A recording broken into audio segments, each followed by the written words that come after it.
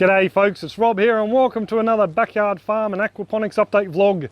I was a bit concerned I wouldn't be able to film any clips this week. We've had rain the last couple of days, so I sort of left everything to the last minute. So there will be a main clip coming out tomorrow, fingers crossed, that will be looking at what is aquaponics and how it works in a backyard system, and also a couple of pros and cons to growing with aquaponics. If you want to check that out, you can come back tomorrow for a bit of a gander.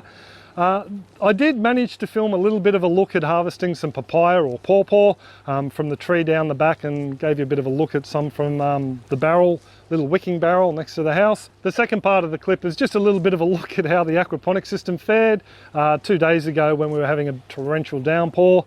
So I'll zip my lips and let you have a look at the clip, and I'll catch you again at the end. How's it going, folks?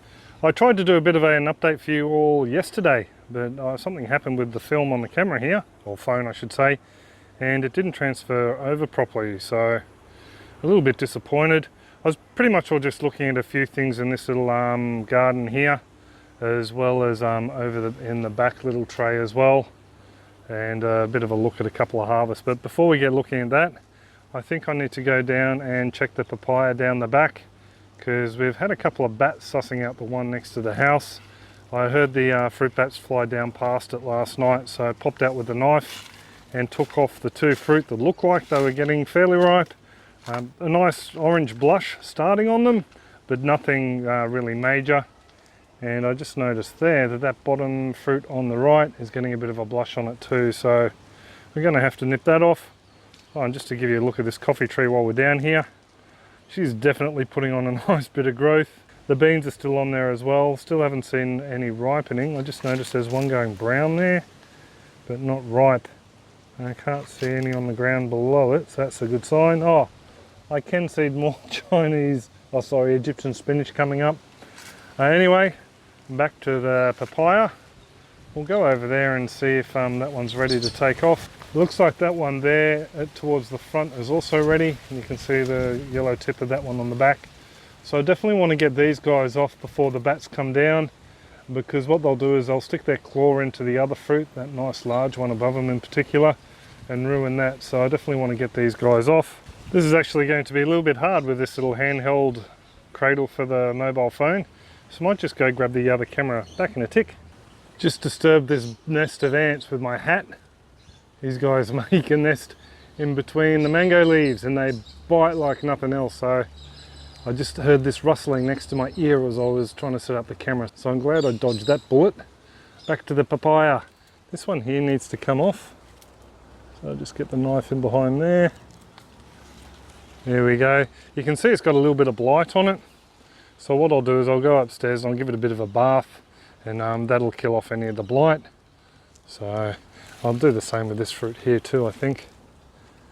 Just want to be careful that I don't stab the other fruit behind it. There we go. And as you can see, this one's got a few suspect blighty looking bits as well. So yeah, I sort of covered that stuff in the papaya clip that I uploaded a while back. So I'm really interested to seeing what these guys taste like, because this plant is a volunteer and I have no idea what the parent fruit is. I'm thinking it was the red southern dwarf papaya we had growing in the root pouch up the side of the house. We'll just have to wait and see, I suppose. Just back up here at the aquaponics. I got out here this morning and took a little bit of vision of the fish down the bottom, just from the top of the tank, more so just as a bit of a checkup on them to make sure everything was going hunky-dory. The reason being is we've had a couple of really hot days. The pH has been all over the place with the rain, and it was around this time last year that I had the issue with them getting the fungus attack. So I decided that, yeah, it'd be a good idea just to do a little bit of a checkup on them. I'm happy to report that everything's hunky-dory. I'm just going to grab some food for them. So we'll pop this lid in and see if any of them want to come up and say g'day. Yeah, here they come. A little bit hungry for a feed this afternoon. They didn't get much this morning, mainly because I know that whenever I stick the camera over the top of the tank, they get a little bit shy for a while. So at least they're onto their food this afternoon. A couple of nice big ones in there too. Some of them are getting slightly excited. One of the things I included in yesterday's clip was just a look at this Malabar spinach. This is one of the climbing spinaches that is a volunteer from the plant that was growing in the corner of this bed here last season. It's the only place the seed could have come from because I haven't grown it for years. Now, this one is green, the other one was red. And over here, in this bed here, we have another volunteer that's come out green. Yet, this one over here on top of my sick looking Owen Nock is the red stem Malabar spinach. So I'm at a bit of a loss as to why I'm growing green from a red parent. So I did ask Paul, if you're watching this, Paul, and he mentioned on his clip that he's had the same thing. Paul's got the Life in Thailand channel, by the way. He's got some awesome videos on the catfish farm, and he's got snakehead over there and a few other different species. So well worth checking out his channel.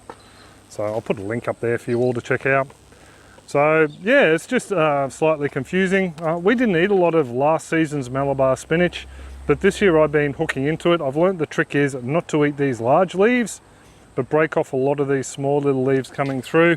I've stripped a couple of these stems on the purple one back, but just getting anything around about, where's a good size? Oh, pretty much all around that size I find is fine. The problem being is the girls found them a little bit too slimy to eat, but I don't have a problem with them, especially in the little green salads like we're going to have tonight, the Buddha bowls. We slice them up real fine and you don't know. I almost forgot, I wanted to do an update on the mulberries for Charles. We haven't had as many taken off by the birds. In fact, we haven't seen any birds on them at the moment. So whether the ones that were attacking them before were migratory, I'm not too sure. But we have been getting probably about 6 or 7 off a day at the moment. So that one there's just decided to harvest itself. We have also got a few more small ones coming through, which I'm pretty chuffed about. But they're not quite the same size as the original lot were. I think that's more due to me not looking after it, not realizing it was going into bloom when it was. So as a result, it didn't get that extra kick of potassium when it probably needed it. But, you know, half decent sized fruit. And we have been nice, haven't we, Lizzie? We've been sharing them around. Munch, munch. So Lizzie enjoys. Oh, you're not going to eat it? Munch, come on. Munch. Geez, that was a hard sale.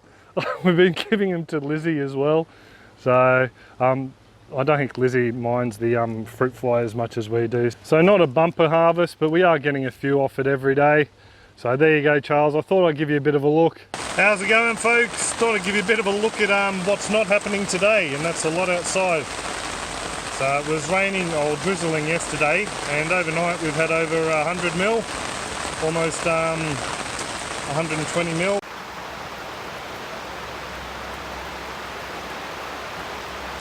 I'll give you a bit of a look at some of the branches on this papaya while we're at it. Probably start nipping some of them off and seeing if I can clone them. I need to clone some hoe and knock as well, so might have a crack at that soon if things dry out. Just to give you a bit of a look down here, everything is overflowing at the moment. We've had more than enough rain to fill up all the garden beds. All these trays down here are full. So a couple of small cappies there. A wall of purple and green, which is the ginger and Chinese amaranth. What I need to do is just get down here and check out the sump tank, because I have a feeling she's going to be overflowing. So there we go. We're losing a lot of nitrates from the system, not only that, hardness, so the pH will be falling as well. So what I'm going to do is go around and pull a couple of bells off the standpipes just to try and hold some water in the system. Back in a tick. So I've pulled the bell siphon off of this one here, and also the bed next to it. So hopefully that'll hold a little bit more water in the system. Just to give you a look at these wombats, they're doing really well. I think I showed them the other day.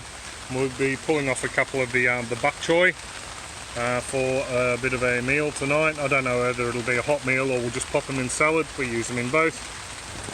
I thought we'd just check the pH while I'm here, just to see if I need to bring it up at all, but no, it looks like she's sitting at about 6.8, so that'll be alright for the fishies.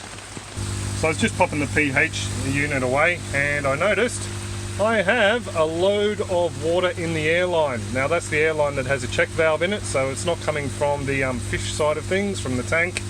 I dare say it's because we got over 90% humidity at the moment. So all I'm going to do is just pull this line off and drain it out. If I can one-handed, might have to put the smoothie down, folks. So I'm just going to drain this out now. So I'd say it's just all water that's come from the atmosphere. It's not smelling oily, so I don't think it's anything from the pump itself. Definitely don't want that to come back and into the compressor because it can cause issues. So this one here, I haven't got any problems with it whatsoever, and it doesn't have a check valve up near the fish tank at all. So, in saying that, there is a little bit of condensation in the line there, but not a lot. So at least this one's drained. I'll pop it back on now. While we're here, I'll just show you something I have been asked about before, and that's this little plastic flap I have over the top of the door here. That's because this doesn't seal properly. I did have a little bit of a sealing, rubber sealing strip in there, but it came off and it was leaking anyway. So this is some sugarcane mulch plastic held on by some bricks or pavers, and that stops any rain from getting into the cabinet here on days like today. And to keep it shut, all I use is this little bungee cord. There we go, a little bit of an update, just looking at yeah, the water, or too much water coming into the system. So just as a little bit of an update, folks, I emptied out the rain gauge last night when there was 145 millimeters in there, and we've had another 65 millimeters overnight, so we're looking at 210 all up, which is 21 centimeters or roughly 8¼ inches. So a fair whack of rain. We normally don't have rain events like this weekly through our summer or wet season, but every now and then, yeah, we get rewarded with a nice little drop like this. A lot of our rain tends to come through thunderstorms and that sort of thing. So anyway, thought I'd give you a little bit of an update. Just before we go, I'd just like to thank the marvelous folks over on Patreon who are helping to support our channel here on YouTube. If you want to suss out our super contributors and their websites and also their blogs and Facebook pages, you can check them out in the description below. I'll leave it there though. I do hope you're all well and happy and that your own gardens are booming, and I will catch you next week. Cheers all and have a top one.